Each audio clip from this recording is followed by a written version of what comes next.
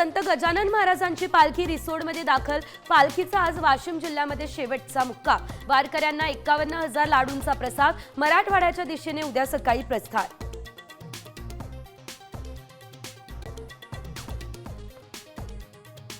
आषाढी यात्रेमध्ये आता पहिल्यांदाच AI प्रणालीचा वापर।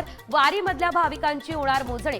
गर्दीवर नियंत्रण आणि चोरीसारख्या घटनांवर अंकुश ठेवणार।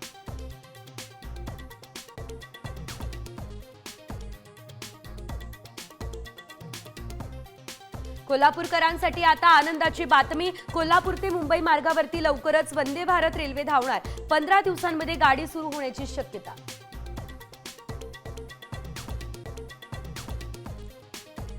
उकाड्यातही एसी चिल्ड कूलिंग करू शकणार नाही। मोदी सरकार ठरवणार एसीचं तापमान। ना 20 डिग्रीच्या खाली ना जाणार 28 डिग्रीच्या वर।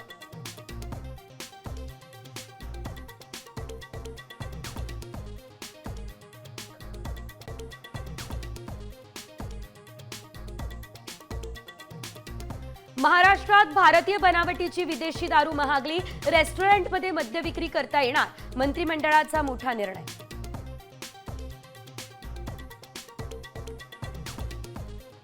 राज्यातलं मान्सूनचं पुनरागमन। पुढचे 5 दिवस जोरदार पावसाचा अलर्ट। मुंबई पुण्यामध्ये कोसळणार मुसळधार। 3 जिल्ह्यांमध्ये अतिमुसळधार पावसाची शक्यता।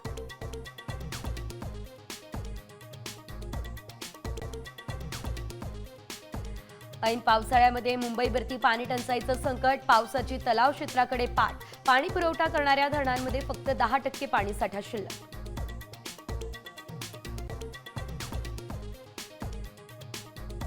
महाराष्ट्रात कोरोनाचे नवीन 89 रुग्ण। सर्वाधिक रुग्णसंख्या मुंबईत। सक्रिय रुग्णांची संख्या 615 वर।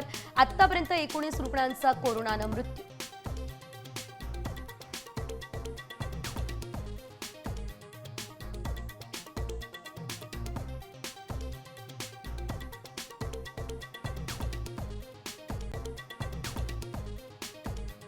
राकेश शर्मांनंतर 41 वर्षांनी पुन्हा अवकाशात झेपावण्याच्या एका भारतीयाच्या स्वप्नाला ब्रेक। शुभांशु शुक्लांचं मिशन एक्झिओम 4 स्थगित।